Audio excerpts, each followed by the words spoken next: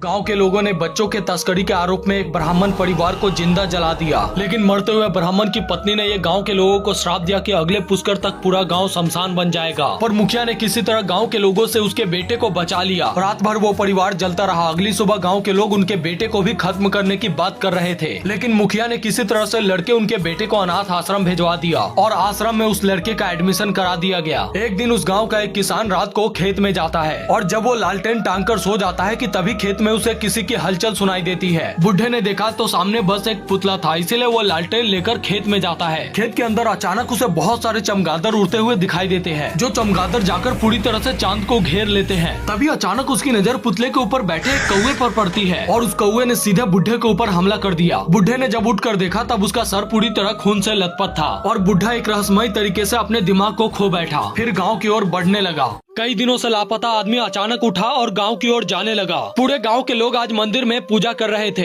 और पुजारी ने जैसे ही नारियल फोड़ा वैसे ही नारियल अंदर से सड़ा हुआ निकलता है। ये संकेत था उस आने वाले संकट का, जो मंदिर के बाहर मुंह फैलाए खड़ा है। मंदिर के बाहर नाच रहे लोग अचानक उसे देखकर साइड हो गए। सभी लोग सोच रहे थे कि आखिर इस आदमी को क्या हुआ। आदमी सीधे मंदिर के गर्भगृह में जाता है, जहाँ पर देवी उसे क्रोध से देख रही थी और फिर खून की उल्टी के साथ वहीं उसकी मौत हो जाती है। पुजारी ने जब मंदिर के गर्भगृह में लाश देखी तब वो डर से कांप गया, क्योंकि गर्भगृह में लाश एक भारी घटना की ओर इशारा कर रही थी। पुजारी ने देवी माँ से माफी मांगी, क्योंकि इतिहास में पहली बार इस तरह की घटना हुई थी। इस घटना के निवारण के लिए पेटी में बंद सदियों पुरानी किताब को निकाली गई। उस किताब की मदद से साधु ने समस्या का समाधान ढूंढा। पुजारी ने बताया कि गर्भगृह में मौत की वजह से देवी अपवित्र हो गई है और उसके बच्चे होने के कारण हम भी अपवित्र हो चुके हैं। इसीलिए इस समस्या को ठीक करने के लिए हमें पूरे गाँव में अष्टदिग्बंधन लगाना होगा। गाँव से भागी हुई एक लड़की रेलवे स्टेशन पर बैठकर अपने प्रेमी से बात कर रही थी कि तभी एक ट्रेन उसे रौंदती हुई निकल जाती है।